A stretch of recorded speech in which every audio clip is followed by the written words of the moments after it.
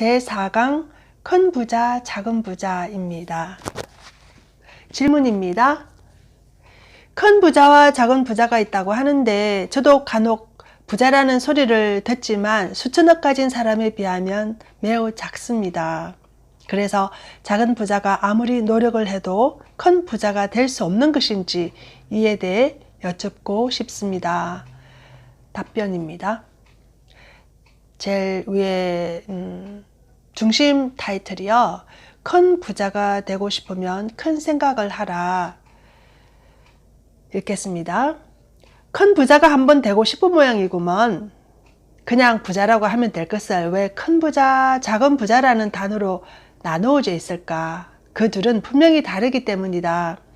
큰 부자는 큰 생각을 하는 사람이고 작은 부자는 작은 생각을 하는 사람이다. 작은 부자보다 더 작은 생각을 하는 사람은 일반인으로 이들은 부자가 아니다. 그럼 부자들의 큰 생각은 무엇이고 작은 생각은 무엇이냐? 작은 생각은 나와 내 가족을 위하는 것이고 중간 생각은 이 나라를 위하는 것이고 큰 생각은 인류를 위하는 것이다. 그러니 큰 생각을 가진 사람은 항상 나는 인류를 위해 살고 싶다 라고 말한다. 그래서 대자연에서 그렇게 되도록 해주는 것이다. 평소에 옆에 친구들이나 주위의 사람들에게 말하는 것이 곧 축원이다. 즉 산에 가서 하든 생활하는 곳에서 하든 시장 바닥에서 하든 어디에서 하든 지금 말하고 있는 것이 축원이기에 작은 말을 하고 있다면 큰 에너지를 받을 수가 없다. 먹고 살려는 사람에게는 딱 먹고 살 만큼만 준다.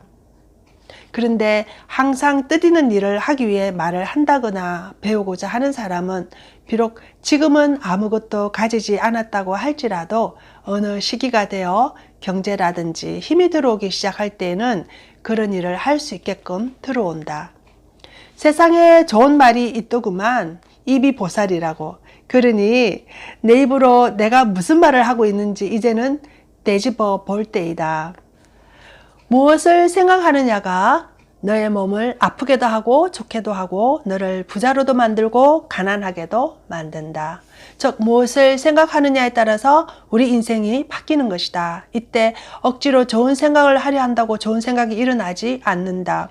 생각은 내가 갖춘 만큼밖에 할 수 없다. 그러니 좋은 생각을 하려면 먼저 내 마인드를 올려야 한다. 어떻게 하면 마인드를 올릴 수 있느냐? 공부를 해야 한다. 나 자신의 공부를 하지 않고는 절대 마인드가 올라가지 않는다. 그러면 공부는 어떻게 하느냐? 지금 내 주위의 환경 생활 속에서 1차적인 공부를 하게 된다. 이것은 살아가는 기초를 아는 것으로 내 주위의 인연으로 다가오고 눈에 보이고 귀에 들리는 것이 전부 다 1차적인 공부이다. 이것을 알아야 진짜 공부를 할 수 있다. 사람들이 너에게 말을 한다면 이것은 살아있는 공부가 직접적으로 다가오고 있는 것이다. 이것을 모두 썰어 마셔야 한다. 보이고 들리는 것은 모두 거두어 드리면 된다. 욕을 듣지 않아야 된다면 상대가 와서 욕을 할 필요가 없다. 그러나 누가 너에게 욕을 한다면 분명히 그렇게 해야 될 이유가 있어서 그러는 것이니 기분 나쁘다고 내팽개치지 말고 내가 저 사람에게 미안한 일을 했는가? 욕들을 일을 했는가? 하고 싹 쓸어 마셔라. 누가 안 좋은 소리를 한다면 지금 너에게 약을 주고 공부를 시키는 것이니 반드시 씹어 삼켜야 한다. 내 뜻에 맞지 않는다 하여 거두어들이지 않으면 내 마인드는 지금 있는 데에서 더 이상 올라가지 못한다. 대자연의 에너지는 사람을 통해 전달하며 이것이 최상의 고질량 에너지이다. 대자연에 있는 모든 사물을 내가 눈으로 보고 귀로 듣지만 이 에너지는 작다.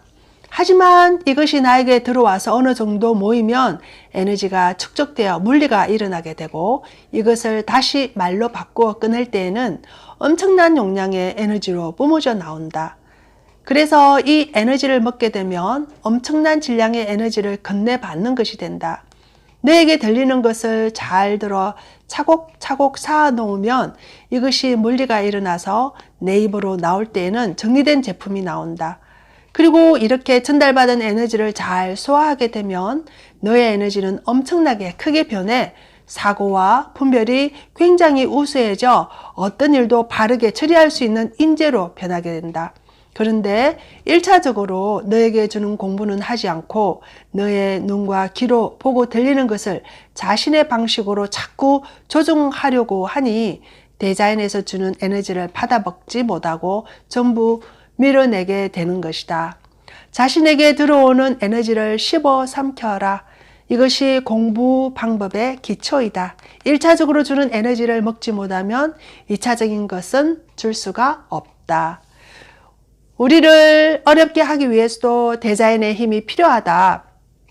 조건을 좋게 해주는 데에도 대자연의 힘이 필요하고 어렵게 만드는 데에도 그만한 주위의 에너지가 들어간다.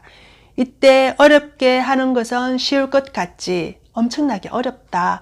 오히려 쉽게 해주는 것보다 어렵게 만들기가 더 어렵다. 그런데 왜 대자연이 그런 에너지를 써가면서까지 어려움을 주느냐? 내가 미워서가 아니라 너를 깨우치게 하기 위해서이다. 어떤 마인드를 가지고 사느냐에 따라 어려워지기도 하고 형편이 아주 좋아지기도 할 것이다.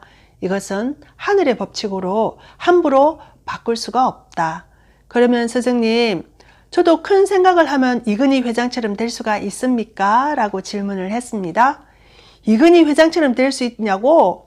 이근희 회장처럼은 안 된다. 절대 될 수가 없다. 또한 부처처럼도 안 된다. 거지처럼도 안 된다. 딱 너처럼 된다. 중소기업을 하면서 경제도 있고 웬만큼 산다는 소리를 들을 때 거기에서 더 크는 방법은 마인드가 바뀌는 것이다. 마인드가 그 선에서 벗어나지 못하면 절대 그 자리에서 벗어날 수가 없다.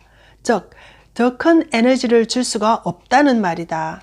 마인드를 키워라. 그것이 이근희 회장처럼 될 수 있는 조건이다.